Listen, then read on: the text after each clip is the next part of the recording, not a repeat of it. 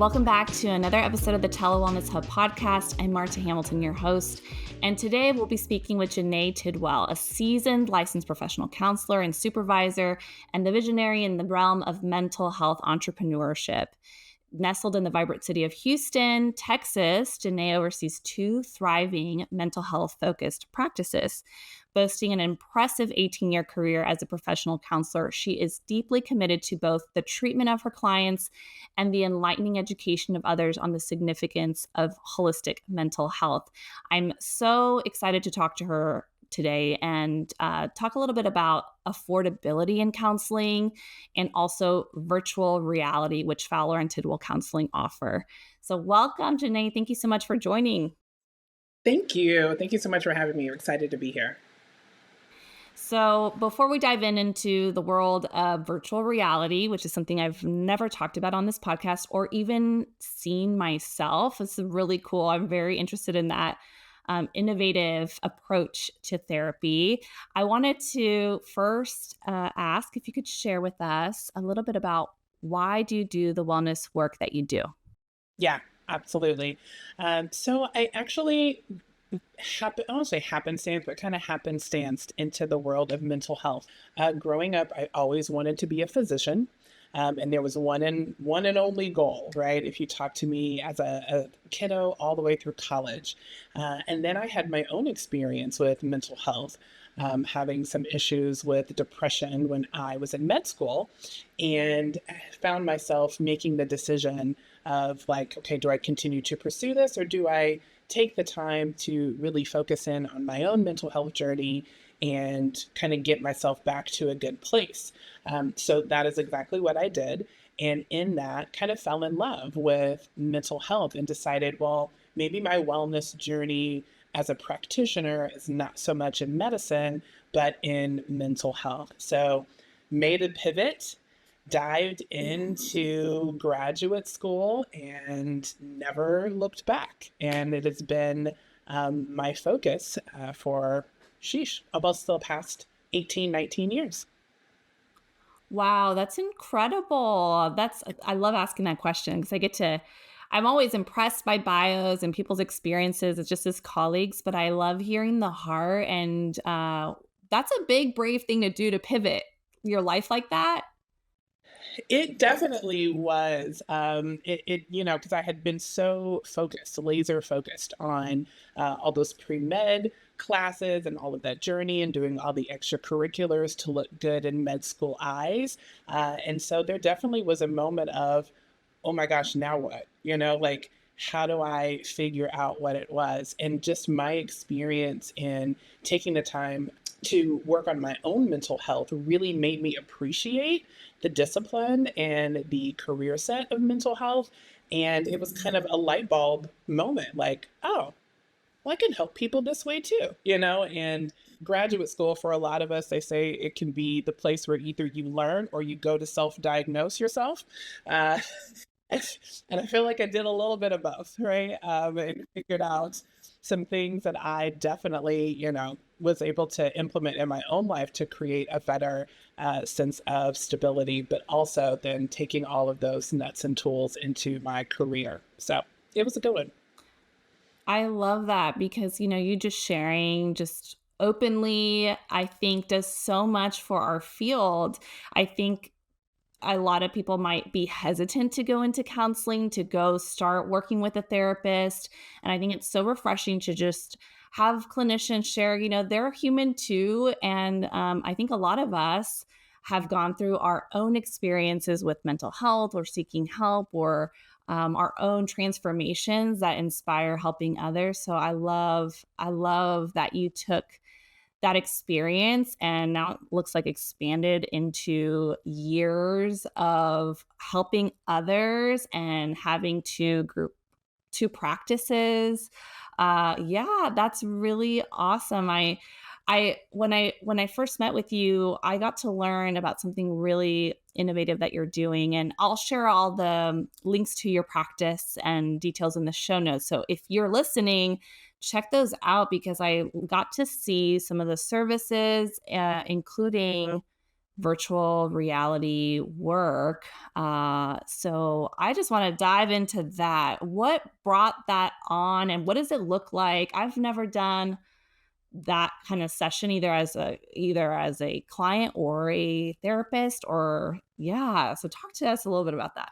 Absolutely. No, it really came about in my hopes to, do the next thing to stay relevant and be giving back to our community here in Houston, Texas. And um, happened up on, I think it was an email or even an ad, and just decided to click the button. You know how that goes. So dove in and set up a demo and really kind of learned that there's this whole other intervention that we can dive into with virtual reality therapy. And it looks exactly like you think. It's the headset, right, that you put on. You see people use it for gaming purposes, and that's kind of where I knew virtual reality therapy to be. But then learned that our medical community is really starting to utilize it for the benefit of treatment. And so the company that we've connected with is called XR Health. And they are the ones who've created the platform for us to be able to, connect to all of these environments. And there's over 200 different environments that they have created for all different types of scenarios to help individuals with their treatment. So anything from anxieties to phobias, and there's a level of exposure therapy with that, mindfulness meditations that they can send you through. So, very good for anybody hoping to do some emotional regulation or work with trauma like PTSD, things like that. Even to like eating disorders and substance abuse, where it'll put clients in the environment so that if they are heightened in anxiety or heightened in emotion or distress, they can work through that and just be better prepared to then go out in the world and then deal with those environments when they meet them. So it blew me away. Yeah, I could only imagine. My mind is blown imagining it. Yeah. Yeah. Yeah, yeah, we have to have it. And so once I connected, of course, we got all the equipment. We kind of started putting it to use, and it's been really, really fun to see individuals and even my staff take advantage of this treatment and just help themselves in small and in big ways in overcoming some of these really distressing, evoking environments, and really kind of learn to do the regulation to be in a better space and better handle it. That's incredible because I'm curious if you could share a little bit about some scenarios where you've seen people be able to overcome their challenges. I don't know. I'm imagining maybe because I was recently on a plane, like, is there an environment where you're on a plane or, just different things like that? I don't know if you could share a little bit about some situations that people have overcome, challenges that they've been able to confront. Absolutely. So, yes, exactly. There is a fear of flying, whether you're actually on a plane and you are like ramping up off of the runway and you can you're sitting in the seat and you're looking out the window and then experiencing that. There's phobias from, bugs and uncleanliness to needles at doctor's offices, public speaking, you name it.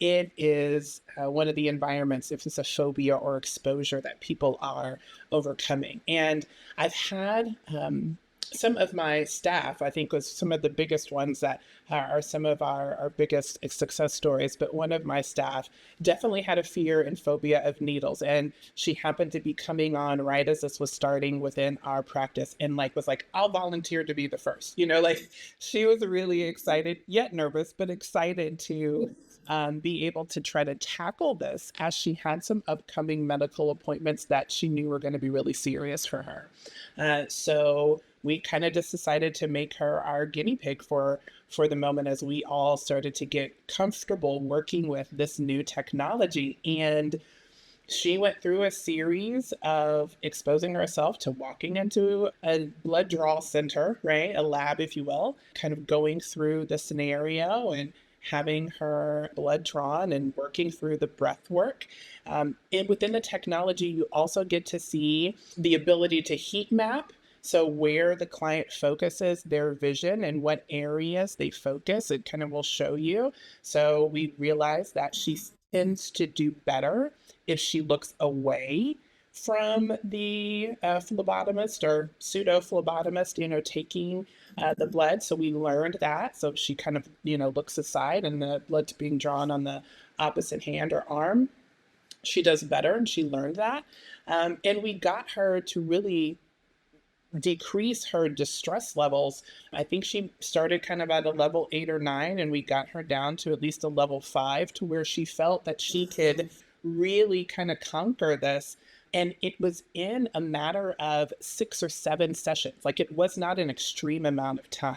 So it was just really, really neat to see her do the work and then learn some things about herself, to be able to have her blood drawn, and not have a major distressing moment in the midst of that situation. So, yeah, That's incredible because how empowering is that to be able to do that and in a safe environment, right? You know you're safe, even though it's challenging. Maybe there's still some anxiety or some distress, but you know that you are safe. And that's what an incredible environment. You can set that up, having the support of a therapist guiding you through to learn and to feel empowered by the situation. I love that. How does it work then? Does it need to be, I know you're in the Houston area.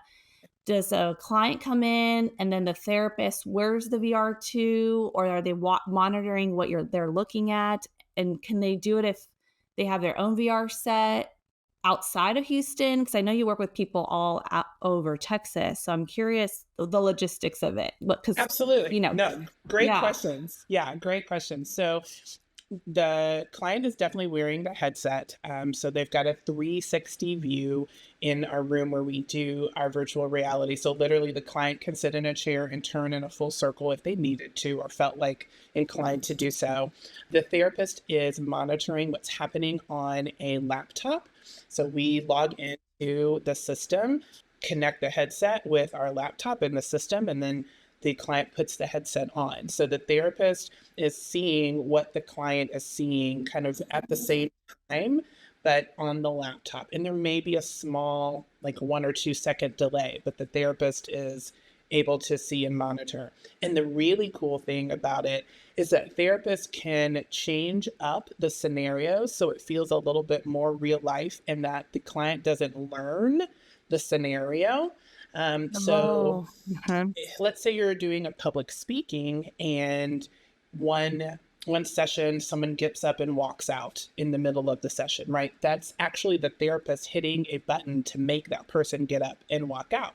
Or the next time someone's cell phone rings, that's the therapist initiating that. So we can change it up and switch it up so it feels a bit more like a real life event. And then the therapist has the opportunity to also monitor what your distress level is. You have to, answer the question within the VR system, but okay, you're at a 2 now. Okay, you're at a 5 now. Okay, you're at a, 4 now. So the neat thing is that it can switch up and be extremely personalized for that person.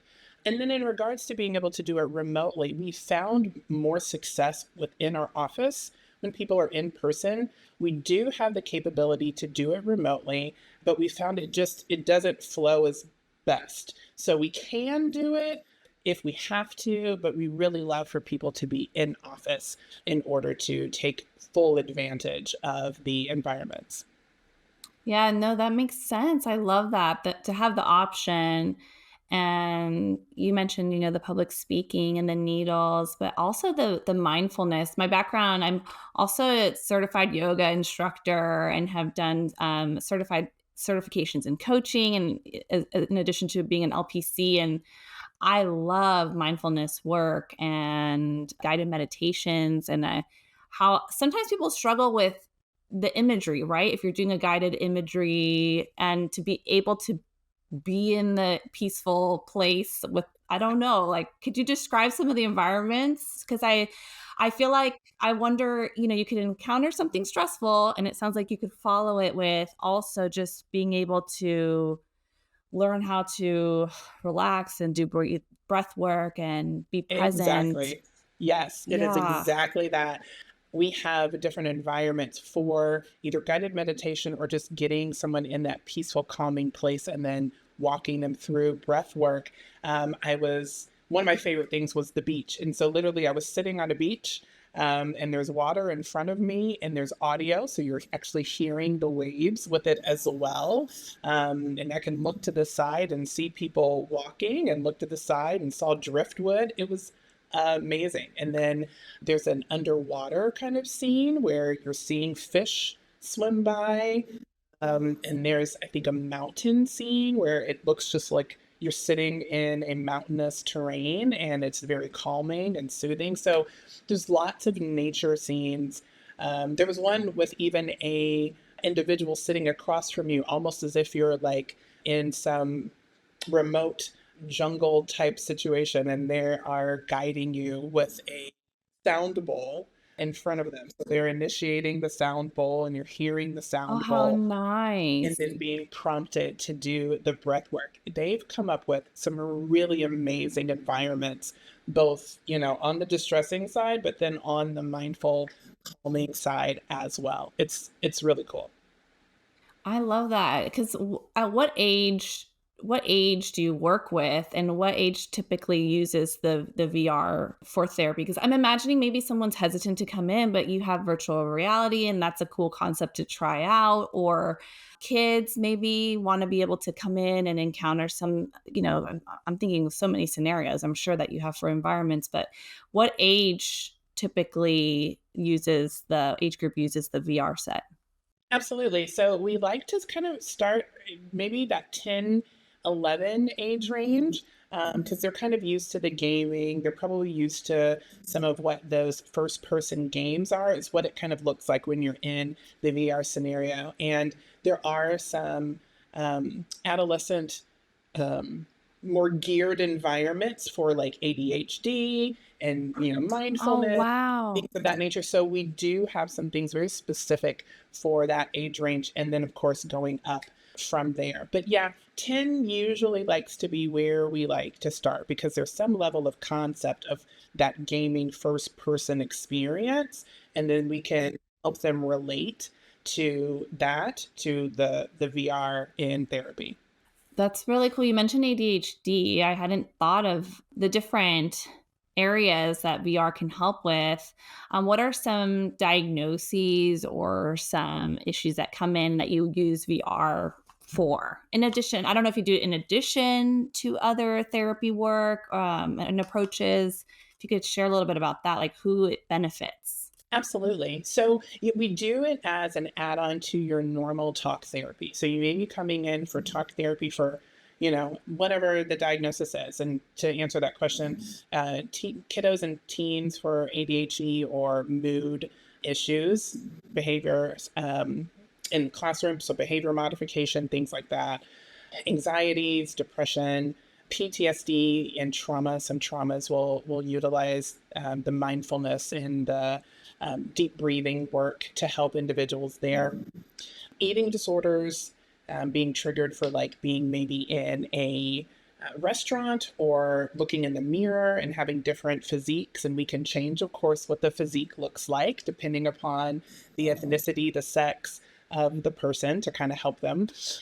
Gosh, what else is there? All the phobias we mentioned. So spiders, flying, public speaking, clean spaces or not clean spaces. And then also substance abuse. So being triggered by like going to a bar, right? Or being in maybe a kind of a shady environment, which looks like there may be some substance abuse, trading and selling happening, right? Like, so we have all the different environments. They've done an amazing job. And so we'll add on, maybe a 15-minute exposure or environment session with your talk therapy. So you'll have kind of both, or there are times where people will just come in for just the talk therapy exposure work because they want to continue to move forward in their exposure, but maybe their talk therapy session is every 2 weeks. We want to do the environment exposure at least once a week, sometimes even more, just depending upon how quickly we want to move and how much that person can endure in the distress environment. That's incredible. My mind is really blown at how many people you can help and how many scenarios. And I mean, I think that's incredible. I really do. Before we hit record, you mentioned that you offer sliding scale. I've never talked about that in a podcast episode yet. And I'm hearing virtual reality. I'm hearing 200 plus environments. I'm picturing that, I that it's very expensive, but I'm wondering if, I think sometimes people might have this misconception that therapy is not something that you can easily afford, that it's not always it's like a luxury rather than, part of a medical treatment approach. I have heard some of that. There can be some misconceptions along with stigma or other barriers. So you mentioned that you offer a sliding scale so that the sessions can be reduced, which I love because it just increases the opportunity for people who are interested in therapy to have access to that. So, can you talk a little bit about what a sliding scale is, what it looks like in your practice, and why you chose to do that? Absolutely. So we do offer a sliding scale for talk therapy portion, that portion of it. Our VR sessions are usually purchased in a package because we have to ensure that you're going to, you know, one and done doesn't do much, right? And so we'll allow the individual to purchase it in a package just depending upon what the scenario is and what we're working on. And then we will split up that package into a full payment or even 3 payments, right? As many as 3 payments for that individual, right? And so the sliding scale part was really my idea of a way to give back, but then also give opportunity to our new round of clinicians coming up. So we all know we've been in grad school where we've done the practicums and internships, and even post graduation where we're still doing a little bit of supervision before we are Yeah, able to fully thousands of hours. Yeah. thousands of hours. Yes. So in my mind, that was a way for me to kind of kill two birds with one stone. So our sliding scale is based off of the household income, and we do ask for information of what the income looks like. We are trusting individuals that they are being honest and upfront in the information they give us. And so we have a sliding scale for our fully licensed staff that reduces it, I'd say, up to as much as like 40% for our cash rate.